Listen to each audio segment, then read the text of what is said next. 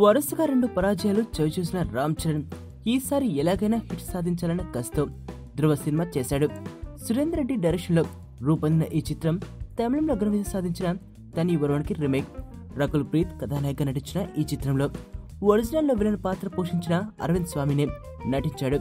Sets మీదకి వెళ్ళినప్పటి నుండి విపరీతమైన క్రేజ్ సంపాదించుకున్న ఈ చిత్రం ఆ తర్వాత పోస్టర్స్, టీజర్, ట్రైలర్ తో మరిన్ని అంచనాలు పెంచుకుంది. మరి వాటిని ఇది అందుకుంటుందో లేదో చూడాలి.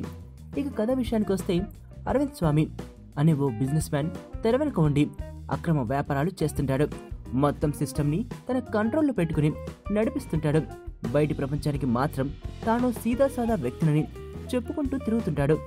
అందరితో స్నేహభావంతో మెదులుతూ మంచివాళ్లాగా ప్రవర్తిస్తుండటంతో అసలు ఇతను పెద్ద గ్యాంగ్స్టర్ అన్న విషయాన్ని ఎవరూ పసిగట్టలేకపోతారు. అప్పుడే ఇతని అరాచకాలను అరకట్టేందుకు ధృవ సీన్ లోకి ఎంట్రీ ఇస్తాడు.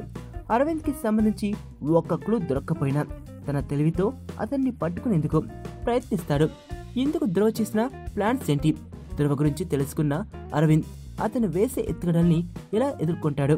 మొత్తం సిస్టమ్ ని తన కంట్రోల్లో పెట్టుకున్న అరవింద్ ని ధృవ పట్టుకోగలుగుతాడా లేదా అనే అంశాలతో ఈ మూవీ కథ సాగుతుంది. ఇక విశ్లేషణ విషయానికి వస్తే, హీరో విలన్ మధ్య సాగే మైండ్ గేమ్ ఒక్క మాటలో ధృవ చిత్రం. అయితే ఇందులో నడిచే మైండ్ గేమ్ మరింత ఆసక్తికరంగా ఉంటుంది. ప్రతి సన్నివేశం ఎంతో థ్రిల్లింగ్ గా సాగుతుంది. ఎక్కడో ఓ చోట చూపించిన వస్తువుని మరెక్కడో సన్నివేశంలో లింక్ ఉండేలా జోడించడం, దాన్ని చూపించిన తీరు ఔరా అనిపించేలా ఉంటాయి. చరణ్, అరవింద్ స్వామి మధ్య సాగే సంభాషణ సీన్లు పతాక స్థాయిలో ఉంటాయి. అక్కడక్కడ డల్ గా ఉండే కామెడీ, హీరో హీరోయిన్ల మధ్య రొటీన్ రొమాన్స్ కాస్త బోరింగ్ కొట్టించిన మిగతా పార్ట్ మొత్తం చాలా థ్రిల్లింగ్ గా సాగుతూ ఆడియన్స్ ని మెస్మరైజ్ చేస్తుంది. ప్రారంభం నుండి ఇంట్రెస్టింగ్ గా స్టార్ట్ అయ్యే ఈ మూవీలో మొదటి 30 నిమిషాలు అదిరిపోయింది. ఆ తర్వాత ఇంటర్వెల్ బ్యాంగ్ ఈ మూవీకే హైలైట్. సెకండ్ హాఫ్ లో హీరో విలన్ మధ్య నడిచే మైండ్ గేమ్ పీక్స్ లో ఉంటుంది. ఇక ఈ సినిమాని ముగించిన తీరు చాలా బాగుంది. సందర్భానుకూలంగా వచ్చే పాటలు చాలా బాగున్నాయి. యాక్షన్ ఎపిసోడ్స్ అదిరాయి. కొన్ని డైలాగ్స్ అందరినీ ఆలోచింపచేసేలా ఉంటాయి.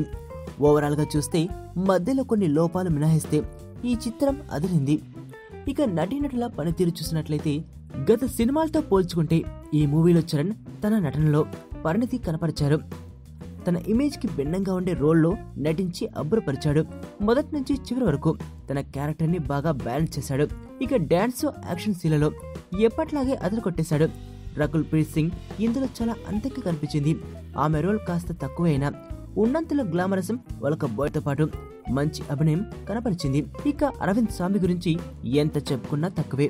ఆ క్యారెక్టర్ ని తను తప్ప మరెవరూ న్యాయం చేయరనేంతగా జీవించారు. చరణ్ కి గట్టి పోటీ ఇచ్చి హైలైట్ అయ్యాడు.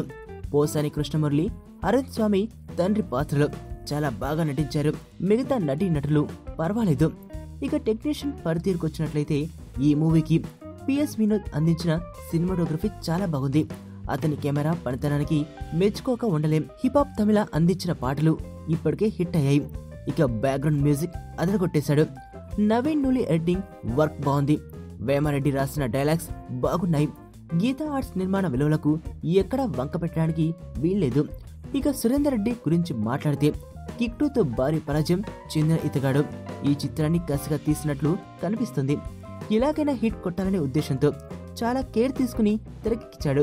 మరోసారి తన ప్రతిభ చాటుకున్నాడు. నీ స్నేహితుడు ఎవరో తెలిస్తే నీ క్యారెక్టర్ తెలుస్తుంది.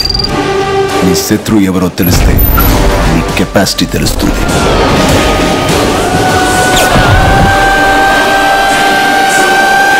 నా శత్రువుని సెలెక్ట్ చేసుకున్నాను.